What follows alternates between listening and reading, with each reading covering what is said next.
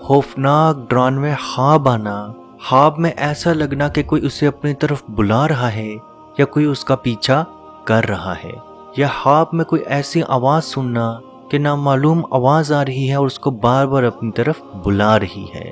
हालत बेदारी में अपना नाम सुनाई देना, कुछ आवाज़ें सुनाई देना जबकि आगे पीछे कोई भी ना होना, या बाज़ दफ़ा कुछ जानी पहचानी या अपने रिश्तेदारों की या कुछ जानी पहचानी आवाज़ सुनाई देना जबकि घर में आपके अलावा कोई ना होना, या कमरे में बाकी भी तो होना, तो सब इनकार कर दें कि आपको किसी ने नहीं बुलाया।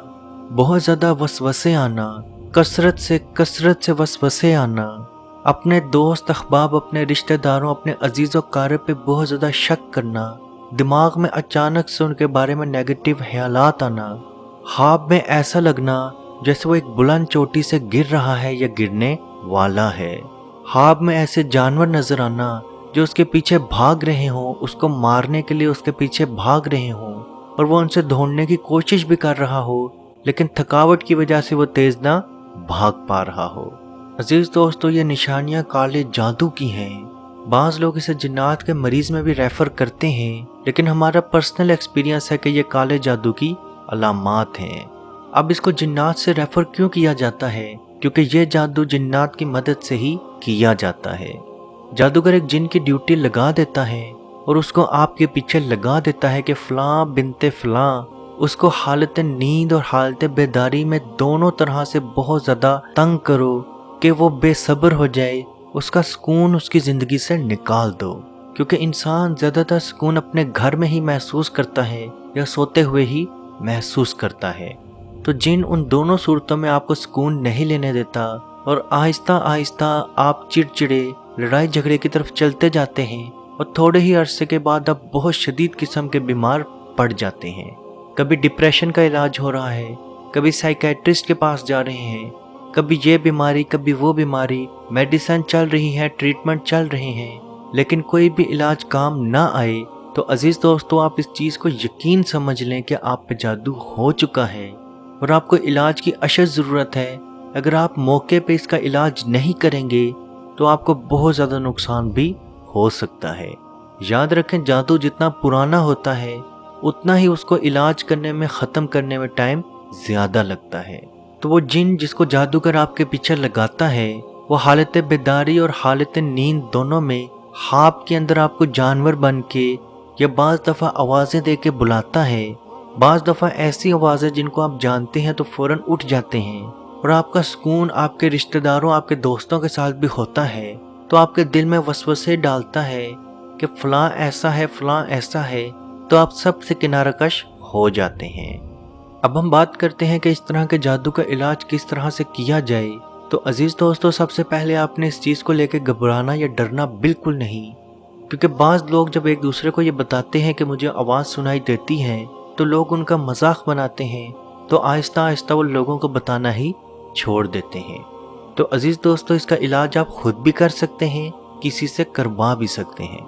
इलाज का तरीका हम आपको बता देते हैं। आपने सूरह मोमिनून की आखिरी 4 आयात, जिनकी रिकॉर्डिंग आपको वीडियो के एंड में भी मिल जाएगी, और साथ एक मरतबा अजान जिसकी रिकॉर्डिंग भी आपको वीडियो के एंड में मिल जाएगी।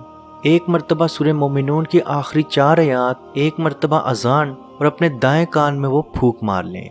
अब अगर आप खुद वो तलावत कर रहे हैं तो आप खुद तो फूंक नहीं मार सकते, तो अपने दाएं कान का तस्वर करके दाएं कंधे के ऊपर फूंक मार दें।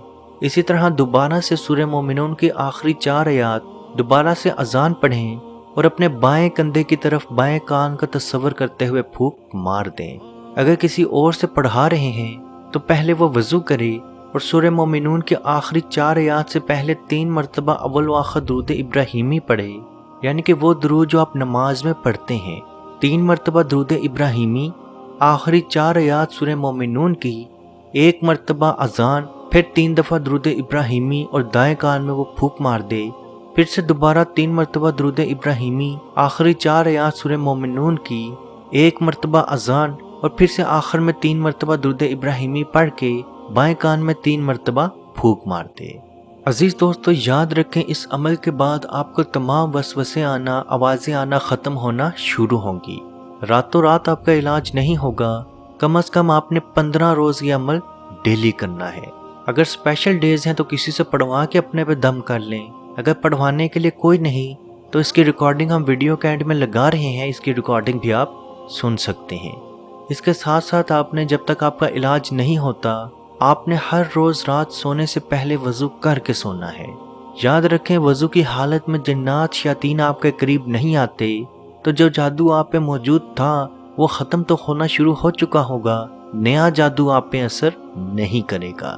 اور اگر آپ چاہتے ہیں کہ جنات شیاطین آپ کی زندگی سے بہت دور ہو جائیں تو ہر روز رات سونے سے پہلے سورہ بقرہ کی آخری 3 آیات کی تلاوت ضرور کیا کریں، کیونکہ نبی پاک صلی اللہ علیہ وآلہ وسلم کا فرمان ہے جو شخص رات سونے سے پہلے سورہ بقرہ کی آخری آیات کی تلاوت کر لے وہ تمام پریشانیوں سے، تمام مشکلات سے، تمام ناگہانی آفات سے بچانے کے لیے اس کو کافی ہیں.